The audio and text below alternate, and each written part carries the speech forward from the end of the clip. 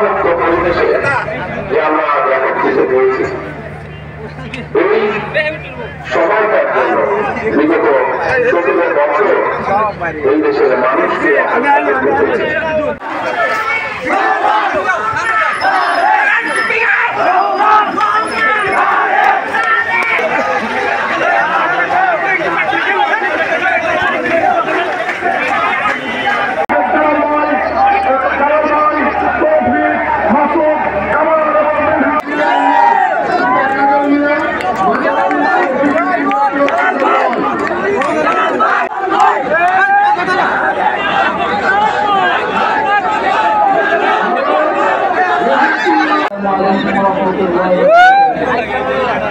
মূলত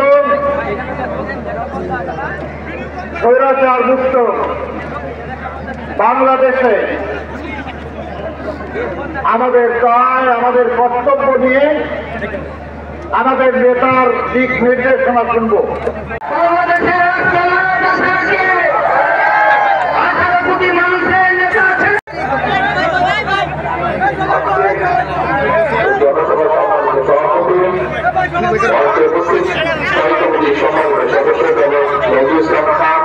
উপস্থিত সম্মানিত নেতা জনাব ফজলুর রহমান সহ উপস্থিত মাঠে আপনারা যে হাজারো মানুষ এই মাঠে আপনারা একত্রিত হয়েছে আজকে আমরা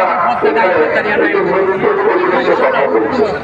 মানুষগুলোর কথা আমরা শুনেছি, সেই মানুষগুলোকে সম্মান জানানোর জন্য, শ্রদ্ধা জানানোর জন্য সেই পরিবারের সম্বন্ধে সেই পরিবারের সদস্যদেরকে সম্মান জানানোর জন্য আজ আমরা সকলে একত্রিত করেছি।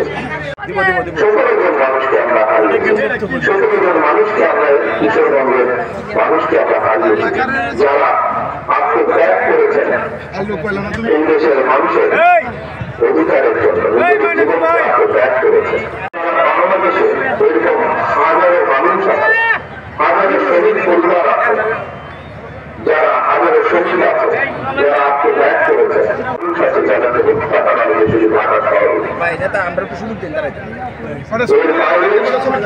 বহু মানুষ যারা বিভিন্নভাবে ক্ষতিগ্রস্ত করছেন, বিএনপি সহ বিএনপির শুধু ৫০ লক্ষ ৬০ লক্ষের মতো যারা বিগত বিভিন্নভাবে নির্যাতিত হয়েছে, অত্যাচারিত হয়েছে। ২০ সালের আগস্ট মাসে আমরা এই দেশের স্বাধীনতা সার্বভৌমত্ব এবং মানুষের অধিকার নিশ্চিত করে স্বৈরাচারকে বিদায় করতে সক্ষম হয়েছি জনগণের